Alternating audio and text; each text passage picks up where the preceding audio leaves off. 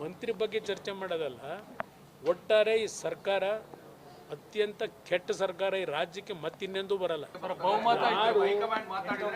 ಯಾರು ಅಯ್ಯೋ ಪಾಪ ಯಾತಕ್ಕಪ್ಪ ಅವರು ಅಷ್ಟು ಬೆಂಬಲ ಇದ್ದು ಆ ಸರ್ಕಾರಕ್ಕೆ ಸಂಖ್ಯೆ ಪ್ರತಿನಿತ್ಯ ನಮ್ಮ ಶಾಸಕರನ್ನ ಬನ್ರಪ್ಪ ಬನ್ನಿ ನಿಮ್ಗೆ ಅಭಿವೃದ್ಧಿ ಬೇಕಾ ಬನ್ನಿ ನಮ್ಮ ಹತ್ರ ಅಂತಾರೆ. ಆ ಕಾಂಗ್ರೆಸ್ನಲ್ಲಿ ಇರೋದೇ ಅಭಿವೃದ್ಧಿ ಮಾಡೋಕ್ಕಾಗಿಲ್ಲ. ಅವರಿಗೆ ಇರೋದು ಆ 18 19 ಈಗ 18 ಇದ್ದಾರೆ. ಆ 18 ಶಕ್ತಿ ಅವ್ರಿಗೆ ಗೊತ್ತು ಆಗುತ್ತೆ. ಈಗ ನಾವು ರಾಜಕಾರಣದಲ್ಲಿ ಪ್ರತಿಯೊಬ್ಬ ರಾಜಕಾರಣಿಗಳು ಒಂದು ಆಶಾಭಾವನೆಯಿಂದ ಕೆಲಸ ಮಾಡೋದು, ಮುಂದೇನೋ ಒಂದು ಒಳ್ಳೇದಾಗುತ್ತೆ ಅಂತ ಹೇಳಿ ಎಲ್ರಿಗೂ ಅವರವ್ರದೇ ಆದಂಥ ಆಶಾಭಾವನೆಗಳು ಇಟ್ಕೊಂಡಿರ್ತಾರೆ ರಾಜಕಾರಣಿಗಳು. ಸರ್, ಈಗ ಜೆಡಿಎಸ್ ಬಿಜೆಪಿ ಅವರು ಅಧಿಕಾರದಲ್ಲಿದ್ದಾಗ ಯಾವುದಾದ್ರು ಒಂದು ಪ್ರಕರಣಗಳು ಬಂದ್ರೆ ರಾಜೀನಾಮೆಗೆ ಒತ್ತಾಯಿಸ್ತಾ ಇದ್ದಂತಹ ಕಾಂಗ್ರೆಸ್ನವರು ಇದೀಗ ಅವ್ರ ಮೇಲೆ ಗಂಭೀರ ಆರೋಪ ಬಂದಾಗ ಪ್ರಿಯಾಂಕರ್ ಇರ್ಬೋದು, ಲಕ್ಷ್ಮೀ ಹೆಬ್ಬಾಳ್ಕರ್ ರಾಜೀನಾಮೆ ಅದಕ್ಕೆ ಹೇಳಿದ್ದು ನೋಡಿ. ಈ ಸರ್ಕಾರದಲ್ಲಿ ನಾನು ಈಗ ಇವತ್ತು ಲೇಟೆಸ್ಟು ಅದೆಲ್ಲ ಕಲಬುರಗಿಲಿ ಬೇರೆ ಎಲ್ಲ ಎಳ್ನೀರು ನೀರು ಎಲ್ಲ ಸಪ್ಲೈ ಮಾಡ್ತಾವ್ರು ಪ್ರಿಯಾಂಕಾ ಖರ್ಗೆ ಅವರು. ಇಲ್ಲಿ ನೀರು ಸಪ್ಲೈ ಮಾಡೋದು ಬೇರೆ, ಧರಣಿ ನಡೆಸ್ತಕ್ಕಂಥ ಒಂದು ಪ್ರತಿಭಟನಾಕಾರರ ಮೇಲೆ ಈ ಸರ್ಕಾರ ಬಂದ ಮೇಲೆ ಎಷ್ಟು ಪ್ರಕರಣಗಳಲ್ಲಿ ಆತ್ಮಹತ್ಯೆಗಳಾಯಿತು. ಆತ್ಮಹತ್ಯೆಗೆ ಯಾವ ಮಂತ್ರಿ ಕಾರಣ ನಾನು ಆಪಾದನೆ ಮಾಡಲ್ಲ. ಆ ವಾತಾವರಣ ಇವತ್ತು ಯಾತಕ್ಕೆ ಸರ್ಕಾರ ಬಂದ ಮೇಲೆ ದೊಡ್ಡ ಮಟ್ಟದಲ್ಲಿ ಇದಾಗ್ತಾ ಇದೆ, ಇದನ್ನು ಚಿಂತನೆ ಮಾಡಬೇಕಲ್ವೇ? ಸರ್ಕಾರದ ಆಡಳಿತ ಅಂತಕ್ಕಂಥದ್ದು ಇದೆಯಲ್ಲ, ಆ ಆಡಳಿತದ ವೈಫಲ್ಯಗಳು, ಆ ಆಡಳಿತದಿಂದ ಹಲವಾರು ರೀತಿಯ ಹಿಂಸೆಗೆ ಒಳಗಾಗ್ತಾ ಇರ್ತಕ್ಕಂಥವ್ರು ಇವತ್ತು ಆತ್ಮಹತ್ಯೆಗೆ ಶರಣಾಗ್ತಾ ಇದ್ದಾರೆ. ಇಲ್ಲಿ ಯಾವುದೋ ಒಬ್ಬ ವ್ಯಕ್ತಿಯ ರಾಜೀನಾಮೆ ಕೇಳೋದಾಗಲಿ, ಯಾವುದೋ ಒಬ್ಬ ವ್ಯಕ್ತಿಯನ್ನು ಕುರಿತು ನೀವು ಆಪಾದನೆ ಮಾಡೋದಕ್ಕಿಂತ ಹೆಚ್ಚಾಗಿ ಒಟ್ಟಾರೆ ಈ ಸರ್ಕಾರದ ದೌರ್ಬಲ್ಯ, ಈ ಸರ್ಕಾರದ ವೈಫಲ್ಯ ಇದನ್ನು ನೋಡಿದಾಗ ಈ ಸರ್ಕಾರವೇ ಒಂದು ಕ್ಷಣ ಅಧಿಕಾರದಲ್ಲಿ ಮುಂದುವರಿತಕ್ಕಂಥ ನೈತಿಕತೆ ಉಳಿಸ್ಕೊಂಡಿಲ್ಲ. ಇವರು ಬೇರೆ ಬಿಟ್ಟಾಕಿ ಅದು ಯಾರಪ್ಪ ಇವತ್ತು ಅದ್ಯಾರು ರಾಮಪ್ಪನರಿದ್ದಾರಲ್ಲ, ಇವರು ಖಾಸಾ ಶಿಷ್ಯ, ಹರಿಹರದ ಶಾಸಕ, ಬಹುಶಃ BJP ಗೌರ್ಮೆಂಟ್ ಇದ್ದಾರಪ್ಪ, ಅದೆಲ್ಲ ಇವರ ಖಾಸಾ ಶಿಷ್ಯನ ಹಿಡಿದು ಯಾರೋ ಒಬ್ಬ ಕಾಂಟ್ರಾಕ್ಟರ್, ಅದು ಮುಸ್ಲಿಂ ಬೇರೆ, ಅವನು ಕೆಲಸ ಮಾಡಿರೋನು ಹರಿಹರದಲ್ಲಿ, ದುಡ್ಡು ಕೊಟ್ಟಿಲ್ಲ, ಪೇಮೆಂಟ್ ಆಗಿಲ್ಲ, ನನಗೆ ಈಗಾಗಲೇ ಕೆಲಸ ಮಾಡಿ 1 ವರ್ಷ 2 ವರ್ಷ ಆಗಿದೆ ಅಂತ ಹೇಳಿ ದಯಾಮರಣಕ್ಕೆ ಮುಖ್ಯಮಂತ್ರಿಗಳಿಗೆ ಅರ್ಜಿ ಹಾಕೊಂಡವನೇ. ಇದನ್ನು ಆಡಳಿತ ಅಂತ ಕರಿತೀರಾ? ಪೇಮೆಂಟ್ ಆಗಿಲ್ಲ ಅಂತ ಹೇಳಿ ಹರಿಹರ ಶಾಸಕ BJP ಸರ್ಕಾರ ಇದ್ದಾಗ ದುಡ್ಡು ತಗೊಂಡು ಹೋಗೋರಲ್ಲಿ ಅಭಿವೃದ್ಧಿಗೆ, ಆ ದುಡ್ಡನ್ನು ಇನ್ನೂ ರಿಲೀಸ್ ಮಾಡಿಲ್ಲ. ಇಲ್ಲಿ ವಾಲ್ಮೀಕಿ ಹಗರಣ, ಪಾಪ ಅವನು ಯಾರು ಸೂಸೈಡ್ ಮಾಡ್ಕೊಳ್ಳಲ್ಲ. ಆಧುನಿಕ ನಮ್ಮ ಕಲಿಯುಗದ ವಾಲ್ಮೀಕಿ ರಾಮಾಯಣ ಪ್ರಾರಂಭನೇ ಆಯ್ತಿರಲಿಲ್ಲ, ಅವನು ಆತ್ಮಹತ್ಯೆ ಮಾಡ್ಕೊಳ್ಳದೆ ಹೋಗಿದ್ರೆ. ಆತ್ಮಹತ್ಯೆ ಮಾಡ್ಕೊಂಡು ಕಲಿಯುಗದ ವಾಲ್ಮೀಕಿ ರಾಮಾಯಣ ನೋಡ್ಕೊಂಬಂದ್ರಿ. ಇವತ್ತು ಅದೆಂಥದೋ ನೋಡಿದೆ, ಅದು ಯಾವುದೋ CID ಇಂದಲೋ SIT ಇಂದಲೋ 7.5 ಕೋಟಿ ಏನೋ ಸರ್ಕಾರದ ಖಜಾನೆ ವಾಪಸ್ ಕೊಟ್ಟವ್ರಂತಿಗೆ 84 ಕೋಟಿ. ಇವತ್ತು ಯಾವುದೋ ಪತ್ರಿಕೆಯಲ್ಲಿ ನೋಡಿದ್ನಪ್ಪ. ಇದು ಝೀರೋ ಭ್ರಷ್ಟಾಚಾರನ. ಅದೆಂಥದ್ದು ಇನ್ನೊಂದು ಯಾವುದೋ ನಿಮ್ಮ ಆ ಬೋವಿ ನಿಗಮದಲ್ಲಿ ಅದ್ಯಾರೋ ಒಬ್ಬರು ಆತ್ಮಹತ್ಯೆ ಮಾಡ್ಕೊಂಡ್ರು. ಎಷ್ಟು ಉದಾಹರಣೆ ಕೊಡೋದು. ಈಗ ಬೆಳಗಾವಿನಲ್ಲಿ ಒಬ್ಬ ಮಂತ್ರಿ PAಯ ಒಂದು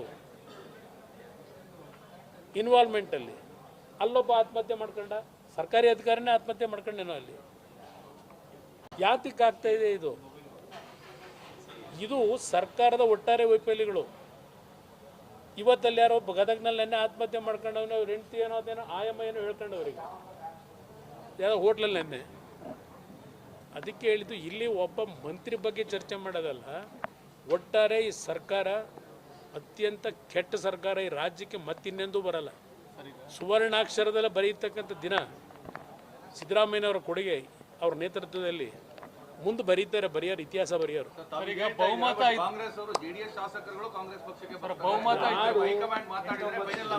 ಅಯ್ಯೋ ಪಾಪ ಯಾತಕ್ಕಪ್ಪ ಅವರು ಅಷ್ಟು ಬೆಂಬಲ ಇದ್ದು ಆ ಸರ್ಕಾರಕ್ಕೆ ಸಂಖ್ಯೆ ಪ್ರತಿನಿತ್ಯ ನಮ್ಮ ಶಾಸಕರನ್ನ ಬನ್ರಪ್ಪ ಬನ್ನಿ ನಿಮ್ಗೆ ಅಭಿವೃದ್ಧಿ ಬೇಕಾ ಬನ್ನಿ ನಮ್ಮ ಹತ್ರ ಅಂತಾರೆ.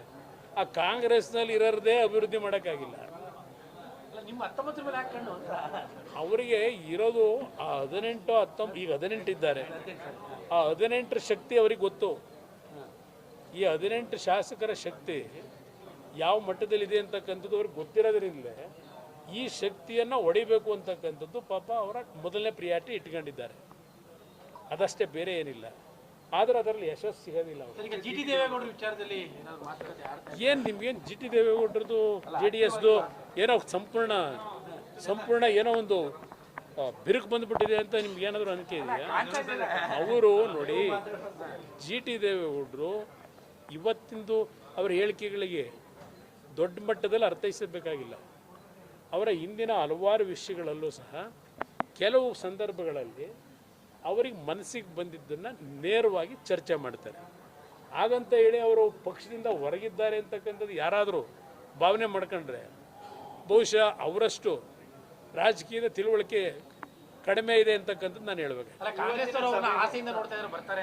ಏನು ಆಸೆಯಿಂದ ನೋಡಿದ್ರು ಜಿ ಟಿ ದೇವೇಗೌಡರನ್ನಾಗಲಿ ಇನ್ಯಾರನ್ನೇ ಆಗಲಿ ಅವ್ರು ಕರ್ಕೊಂಡು ಹೋಗ್ಲಿಕ್ಕೆ ಸಾಧ್ಯ ಇಲ್ಲ. ನಾನೀಗ ಅಲ್ಲೂ ಹೇಳಿದೆ, ಜಿ ಟಿ ದೇವೇಗೌಡರದು ಜನತಾದಳದ್ದು ಸಂಬಂಧ ಬೇರೆ. ಜಿ ಟಿ ದೇವೇಗೌಡರದು ಜನತಾದಳದಲ್ಲಿ ಆಗ್ತಕ್ಕಂಥ ಯಾವ ಸಂದರ್ಭದ ಮಾತುಕತೆಗಳು, ಈ ಗಂಡ ಹೆಂಡತಿ ಸಂಬಂಧ ಇದೆ ನೋಡಿ, ಉಂಡು ಮರಗವರಿಗೆ ಅಂತ, ಆ ರೀತಿಯಾದ ವಾತಾವರಣ ಇರೋದು. ಯಾರು ಇದ್ರ ಬಗ್ಗೆ ಆತಂಕ ಬೇಡ, ಬಿಗಿಯಾಗಿರುತ್ತೆ. ಏನ್ ಬ್ರದರ್, ನಾನು ಮಾಧ್ಯಮದಲ್ಲಿ ಗಮನಿಸಿದ್ದೇನೆ, ಅದೇನೋ ನಿಖಿಲ್ ಕುಮಾರಸ್ವಾಮಿ ಅವರನ್ನ ಅಧ್ಯಕ್ಷರು ಮಾಡ್ಲಿಕ್ಕೆ ಹೊರಟಿದ್ದಾರೆ, ಅದಕ್ಕೆ ಕೆಲವು ಶಾಸಕರುಗಳು ಸೀನಿಯಾರಿಟಿ ಮೇಲೆ ಮಾಡಬೇಕು, ಕಿರಿಯರಿಗೆ ಕೊಡಬಾರ್ದು ಅಂತ ಇದ್ದಾರೆ ಅಂತಕ್ಕಂಥ ಮಾಧ್ಯಮಗಳಲ್ಲಿ ಗಮನಿಸಿದ್ದೇನೆ. ನಮ್ಮ ಪಕ್ಷದಲ್ಲಿ ಇನ್ನೂ ಆ ರೀತಿಯ ಯಾವುದೇ ರೀತಿ ಚರ್ಚೆಗಳು ನಡೆದಿಲ್ಲ. 12ನೇ ತಾರೀಕು ಸಭೆ ಕರೆದಿದ್ದೇವೆ ಬೆಂಗಳೂರಿನಲ್ಲಿ.